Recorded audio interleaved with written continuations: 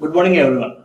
Today we will discuss about metal matrix composite. In the earlier classes, we discussed about polymer matrix composite, that is one of the classification of composite.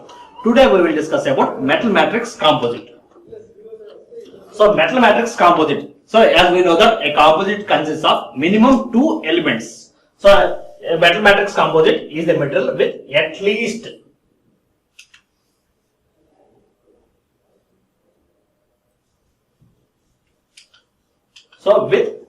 least two constituent parts. So among the two parts, one should be a metal. So if one is a metal, then it is going to consider as metal matrix composite. Next, the other material. So we know that it consists of at least two metals. So at least two. So among those two, one should be metal and the other one should be a different metal.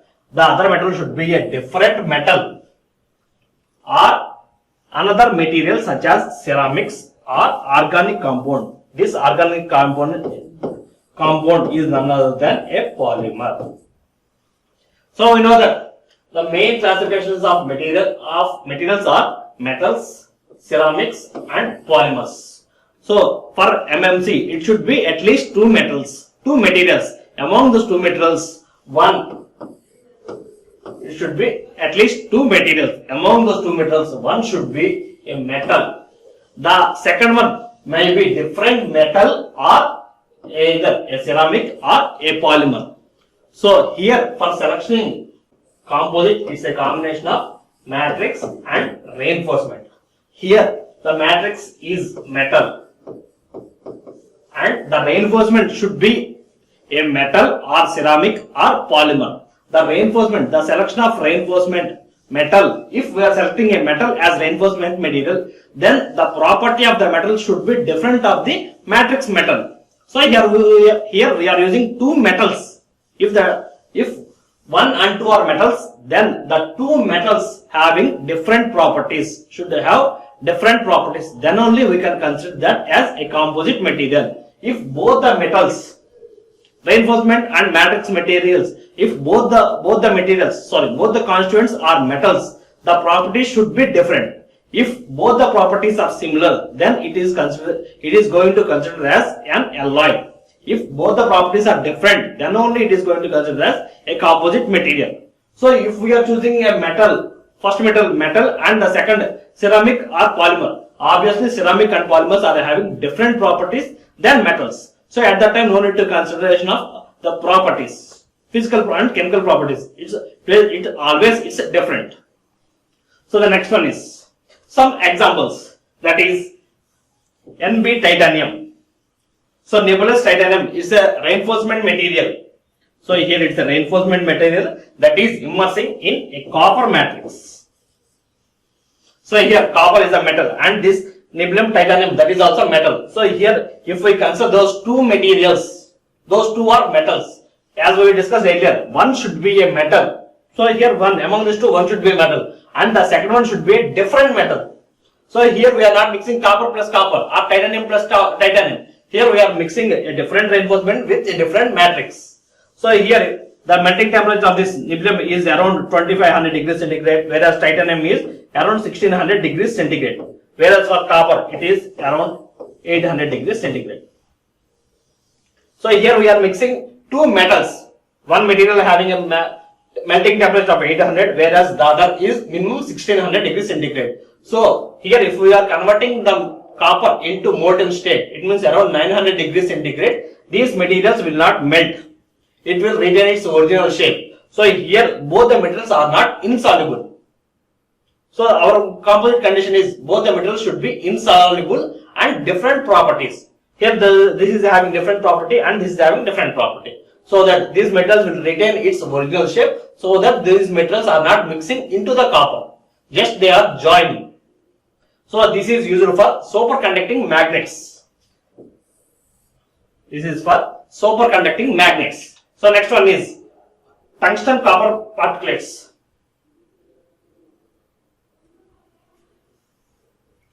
So next, tungsten copper particles. So here, this is the reinforcement one.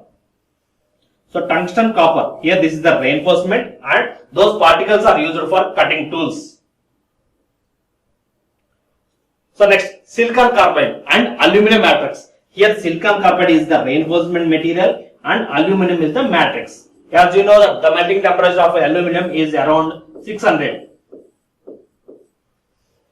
degrees centigrade. So around 600 degrees centigrade. So whereas silicon carbide, so it's a ceramic metal, it is having high melting temperature, so that these two metals are insoluble in each other.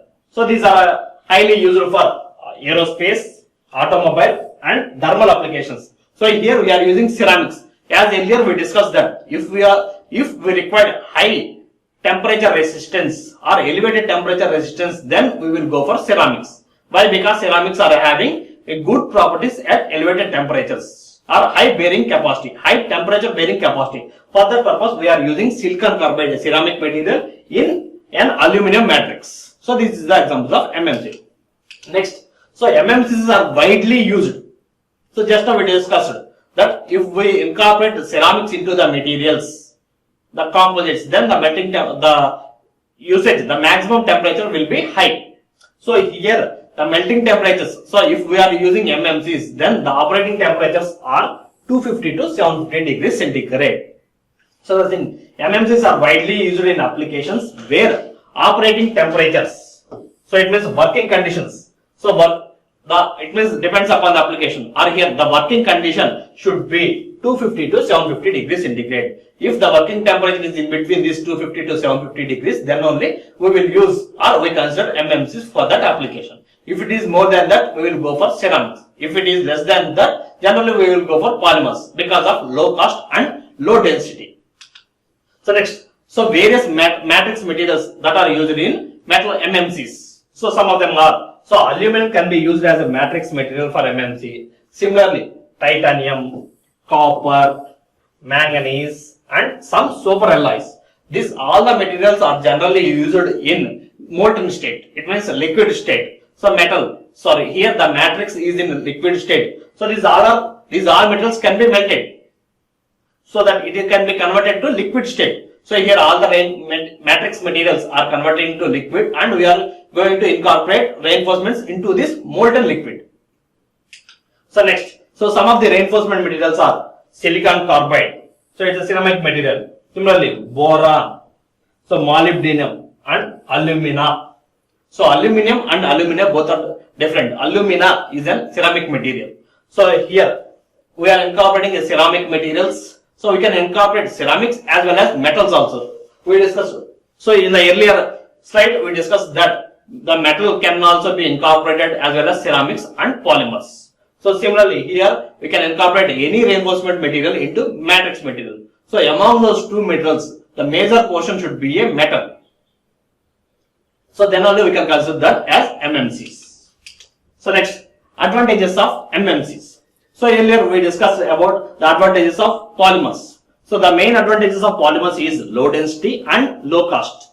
So here we will discuss about the advantages of MMCs. So here in MMC, as we discussed in the advantages of composites, the weight of the composite is very less. So in the earlier class also we discussed that the same, if we are using a regular monolithic material having a dimension of 10 mm, the same strength can be achieved with a composite having a less dimension of around 5 mm. The same property we already discussed in the earlier cases, comparing a steel with silicon carbide materials. So similarly, the strength can be achieved with a less thickness material, so that the weight of the composite is reducing. The same thing. So the major weight savings is due to higher strength to weight ratio. So if we are using composites, around 25 to 35% of weight reduction is observed. So 25 to 35% of the total weight of the body of the composite of the component is reducing, so that we can go for a composite material. So major weight saving is due to high strength. So with a less thickness we are getting the same strength. So with compared to weight ratio, the strength is high in composites. So next, exceptional dimensional stability. So comparatively here we are using two materials. So two metals are having different coefficient of expansions as well as contractions. So here one metal is tending to expand, whereas other metal is having different coefficient of expansion, so that it will retain its original shape. It is not allowing the other material to expand. Why? Because both the materials are are combined together. So both are in joining condition. So one tends to move, but other will not allow to move, so that the dimension stability will happen. So here, so that in MMC, we are the component, the shape or the dimension of the component is uniform throughout the conditions, throughout the application. So it's exceptional dimensional stability. So this can be possible in MMCs and CMCs only. So for polymer matrix, so the polymer, the melting temperature or the operating temperature of polymers are very less, around 250 to 300. Most of the polymers will softens. So due to that, the shape or the dimensional stability cannot be achieved. So next, higher temperature stability. So higher temperature stability. So these MMCs can be used for a higher temperature. So generally creep, that is the deformation with respect to constant stresses. So if we are using MMCs, those creep resistance will be increases. So it means higher elevated temperature stability. It means creep resistance, and along with that, our metals are not flammable compared to thermoplastics. These are non-flammable. So for MMCs, the creep resistance is increasing. It means the stability or deformation with respect to constant stresses is high in MMCs. Next one, improved fatigue properties. So it can be withstand for a repeated number of loads. So the next one is improved fatigue properties. For regular materials, the fatigue life is very less. It means for repeated loads, the material cannot withstand for a higher or for a more time. Whereas if here we are combining either fibers or some phases of reinforcement into the metals, so that the fatigue life is increasing. So if we are bending this component, if we want to break a string, so if we a number of times if we are deforming that, it will break. Whereas here the MMCs will take longer time than the regular materials. So that here we are saying that the improved fatigue properties can be achieved in MMCs. Next one, high electrical conductivity. As you know that, so the metals are high conductivity, are having high conductions. So metals can pass electrons easily. So if you want to improve the passage of electrons, we can use MMCs. So similarly, heat dissipation or the thermal conductivity can also be achieved in MMCs through metals. So if here the electrical conductivity can be increased or decreased, that depends upon the application. So here metals, it means the insulation property can be increased by adding some type of reinforcements. It means the volume fraction will be, if we increase the volume fraction of the reinforcement, then the insulating capacity will be increases. Indirectly, it means our thermal conductivity will be reduced. So if we want to improve the thermal conductivity, the volume fraction of metal should be high. Then then we can get good thermal conductivity property. So the next one is no moisture absorption. So here for MMCs, the absorption capacity will be less. Next, improved joining characteristics. So the joining characteristics of the metals are improving by means of this reinforcement or by means of these composites. Next, radiation survivability. So radiation is none other than the heat. So as we know that the polymers are highly sensitivity to radiation. Here these materials can withstand for that radiation also. So by means of radiation, we are supplying heat or thermal energy. We are supplying thermal energy to the composite. So by means of radiation also, the material will gains or retain its original shape or dimensional stability can be achieved for radiation also. So the materials, so these MMCs are having radiation survivability. So in the radiation environment also we can use MMCs. So next, some of the limitations of MMCs. So the main limitation is higher cost of raw materials. So higher cost. So as we know, we see some examples there. We use titanium as a reinforcement material. The cost of the titanium or high melting temperatures are very high. So here if we are using those materials as reinforcement, then the cost of the total MMGs will be high. The next one is complex fabrication methods. So complex fabrication. So for monolithic materials we can use a single casting process, whereas for this here for composite we have to add matrix as well as the reinforcement also. So in the starting of this session of this unit we discussed that if the matrix material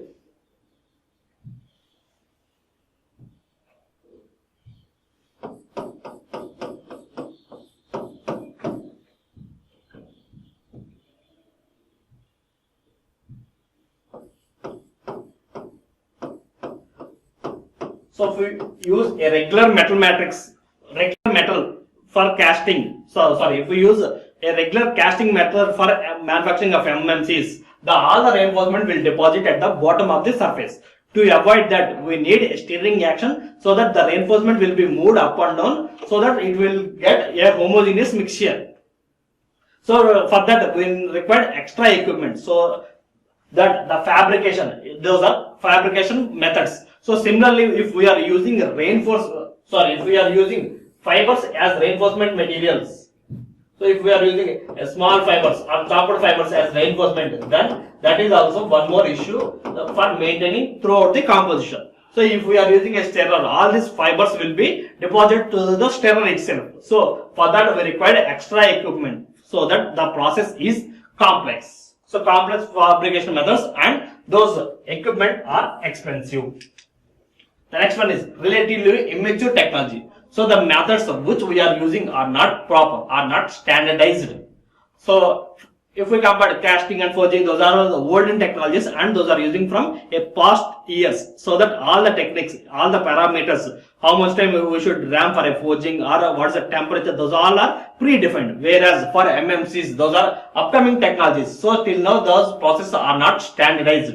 So due to immature technology, the cost for preparation of the composite is increasing as well as the time also increasing.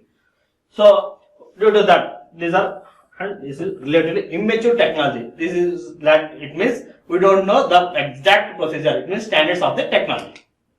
Next, machining difficult. So if we are using fiber reinforcement matrix, so if we are having the fibers, if we want to cut, so if we are trimming this section, so most of the fibers will be exposed to the environmental so that those fibers can be damaged. Along with that, so the machining methods are also not easy. So we cannot cut all the reinforcement which are having high hardnesses. So if we are using titanium, those materials are having higher hardness compared to an aluminum or copper, so that the machining cannot be done easily.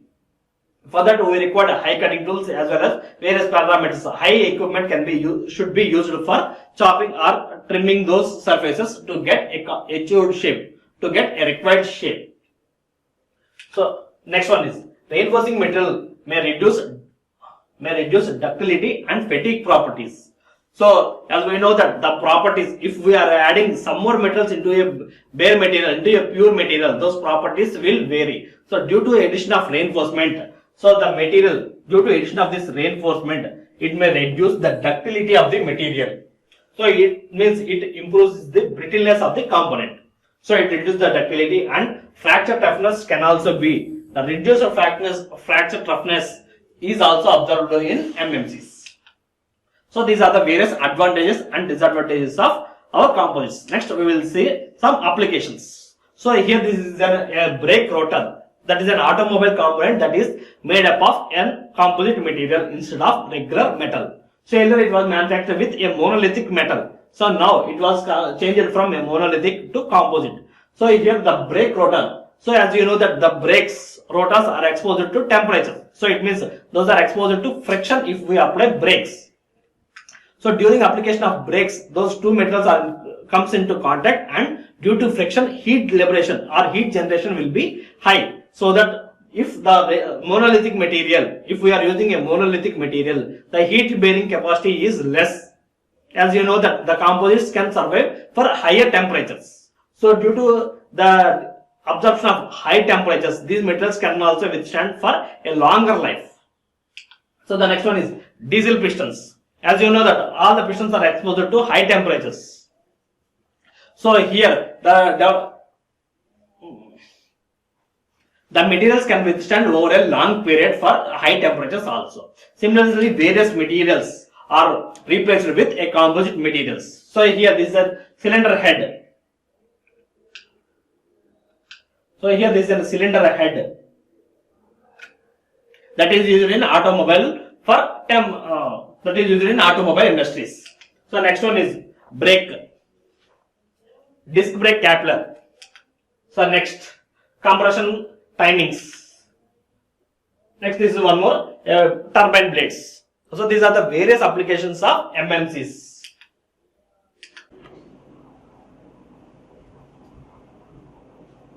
Next, applications of MMCs. So depends upon the applications, MMCs can be used in any field.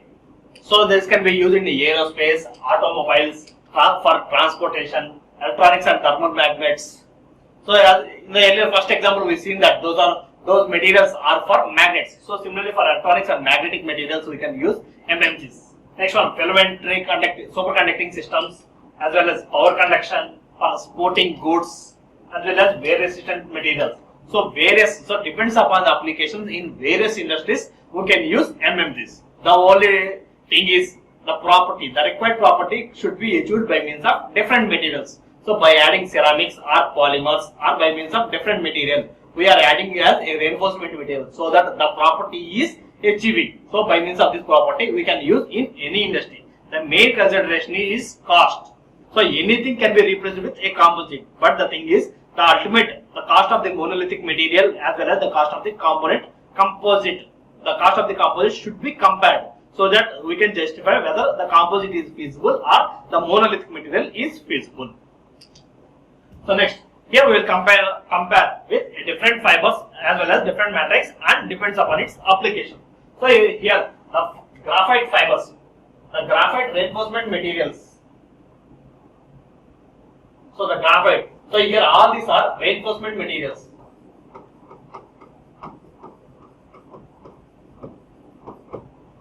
So these are reinforcements and these are matrix.